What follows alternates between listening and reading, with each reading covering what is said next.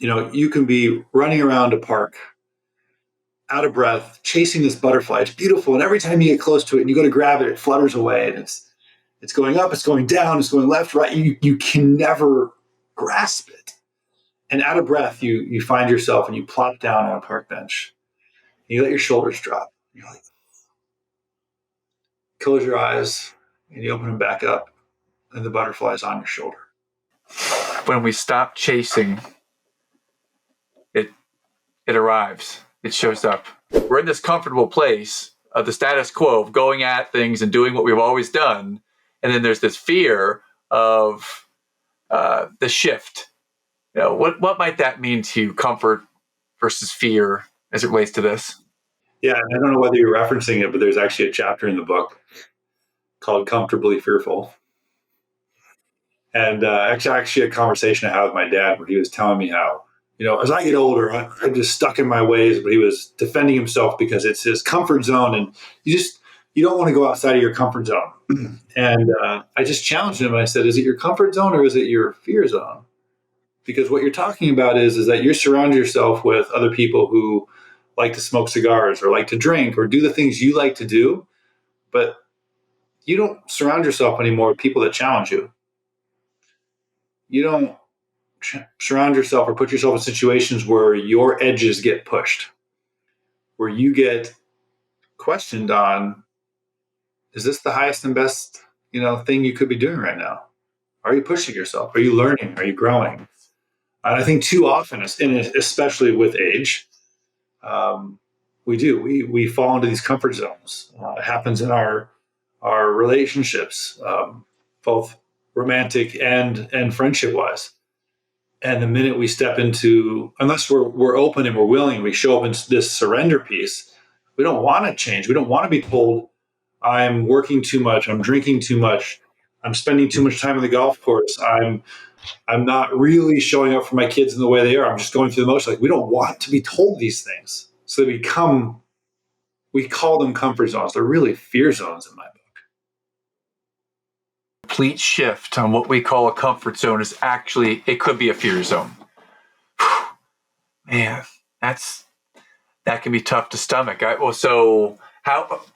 can tell you right now, the part of me that's triggered a little bit, that feels this concept, I don't know how to describe it, is my ego. I know this, I'm good at this, I'm used to this.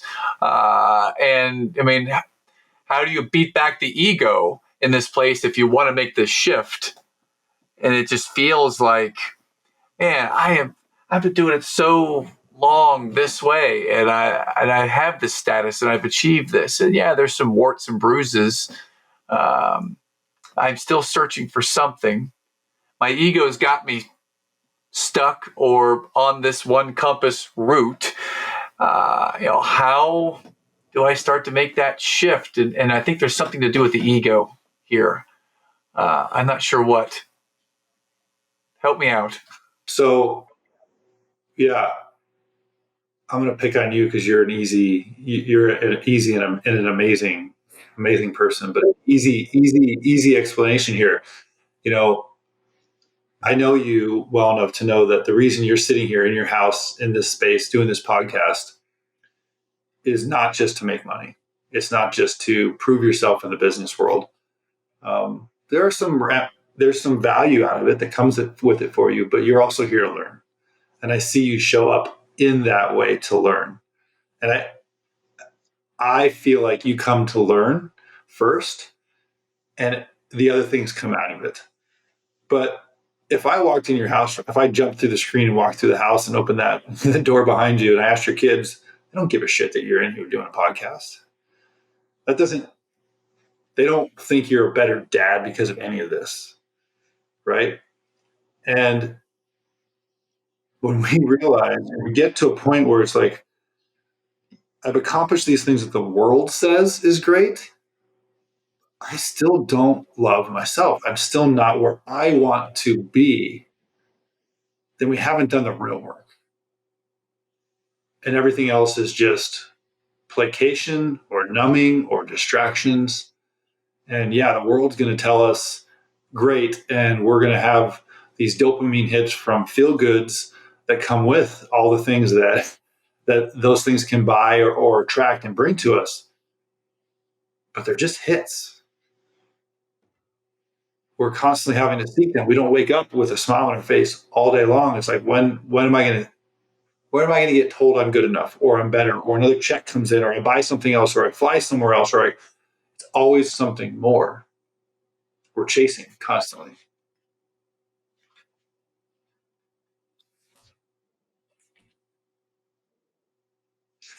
I'll say this, Matt. I'll kind of spoil some of the end of the book, but one of my favorite quotes is by Henry David Thoreau. And I was talking with a friend of mine who's pretty famous speaker. She's sold a lot of books, travels all over the world. And we were talking about chasing happiness. And that word chasing is actually pretty ugly when you dig into it. There's fear built into chasing, right? And I'm gonna butcher it, but Henry David Thoreau's quote goes something like, you can be running around a park, out of breath, chasing this butterfly. It's beautiful, and every time you get close to it and you go to grab it, it flutters away, and it's going up, it's going down, it's going left, right. You can never grasp it.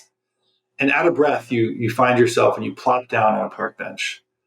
And you let your shoulders drop. You're like, close your eyes, and you open them back up, and the butterfly's on your shoulder.